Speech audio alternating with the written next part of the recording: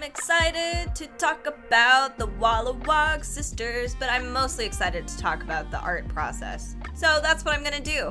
If you want to learn who they are and the Aboriginal story, this Dreamtime story, you can click up here and you'll get all the mythology behind that, and you get to see me draw. But if you want to break down the drawing process, what my brain was thinking, let's do that right now.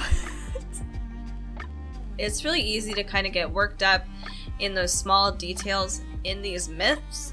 So I decided to do a lot of research up front, and then I gave myself a tiny break. For this one, I decided to just take an evening, let the information kind of marinate, and then I approached the drawing itself. So I had my concept pretty much finished by the time I actually started, which helps a lot. For this one, I actually didn't use any references.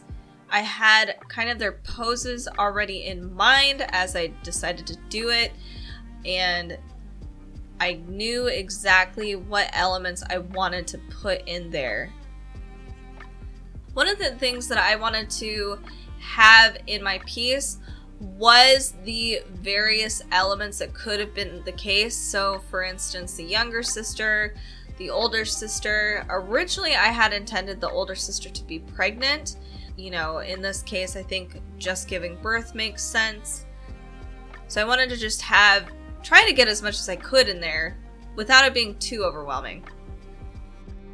The blood was a really prominent thing about the story, so I wanted that to be very prominent in my piece. Because I'm doing so many videos, sometimes I'm trying to allow myself some grace and not just sketch everything by hand 100%. That's why I did take the face of the snake. Also, I haven't drawn a lot of snakes, especially front on, so I allowed myself a little bit of a cheat there, and I think a lot of artists should be able to get away with that occasionally. As you can tell, I had to finagle with the circle quite a bit. I kind of ended up making myself more confused than I needed to be, so I was kind of messing with it a little too long.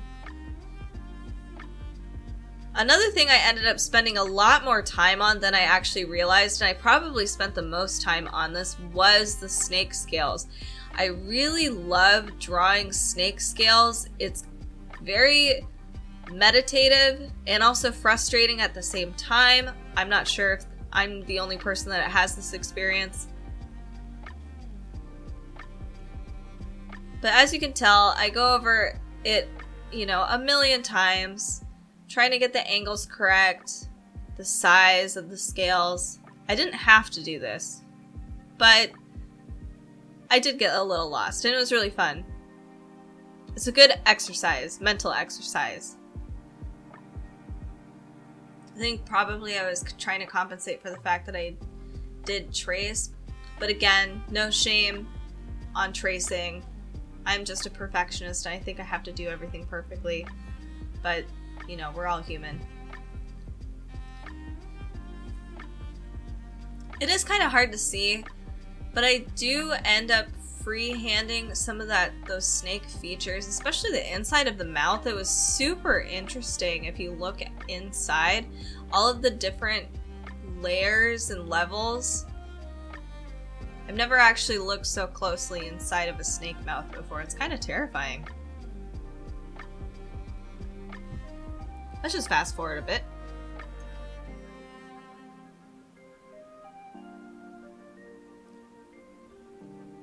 So with the sisters in the hut and the clothing, I did a lot of research on Australian Aboriginals and what kind of huts they did end up building, because I'm unfamiliar with that, and it was actually kind of hard to find.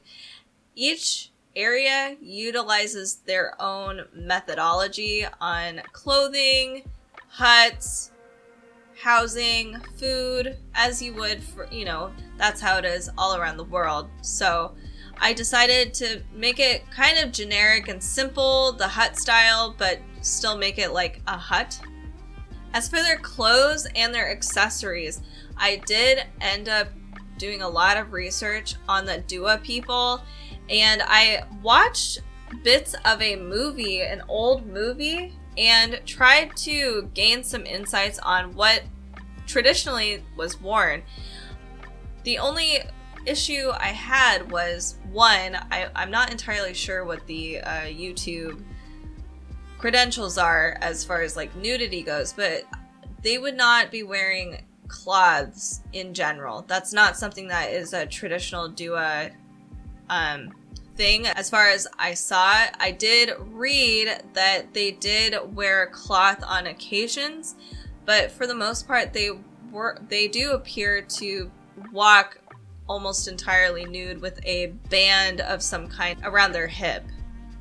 They do adorn themselves with these necklaces, but again, I wasn't really sure what the regulations were for YouTube and all of that, so I did some carefully thought out positioning with the cloth and the necklaces. I have been trying to experiment with brushes lately, trying to figure out which ones are my favorite. Maybe eventually I'll start to make my own brushes as well. I tend to gravitate towards a more grainy, I really enjoy pencil work traditionally, so I do gravitate towards that kind of texture in general.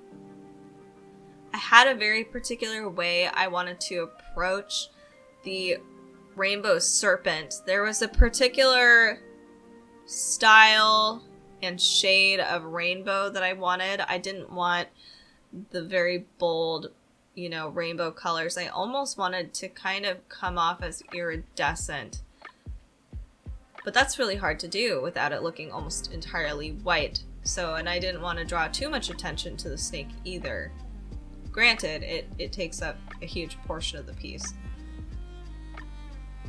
I also wanted to provide depth, so again, I had to go over each scale, but I decided to try to trick everything by utilizing the copy and paste and invert that shading that I did and try to overlay it again and try to do some more just technical tricks versus going through and shading each scale.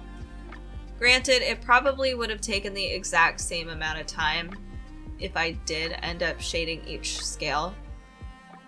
We'll never know. It was fun to kind of manipulate everything and see what I could potentially do.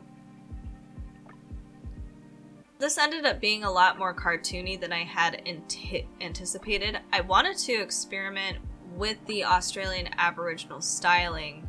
So Aboriginal art, they utilize wood carving, rock carving, there's sculpting, lots of stuff, even ceremonial clothing. But you'll notice on a lot of their art, there's a lot of dots. And there's a whole reason for this. So something I found out is that dots are used to infill designs, and they're also useful to obscure certain information and associations that lay underneath the dotting. So, and at this particular time, the Aboriginal artists were negotiating what aspects of stories were secret or sacred. So that's really a cool thing, and I wanted to experiment with that more in this piece. But instead, I decided to add just a few dots on the ladies themselves. I wanted to more emphasize just the blood dripping into the river and really pulling in, just at least showcasing the elements themselves from the story. So one of the important parts of this story is that the lady, at least as far as the ceremonial aspect, the women bleed into this pool where the serpent lives, and this brings on a storm. So I wanted to have a storm above them. I also felt like there was a lot of blank space inside of the scene. I felt like this is the perfect opportunity to give this a little more depth, put some tall grass in the front and kind of towards the back.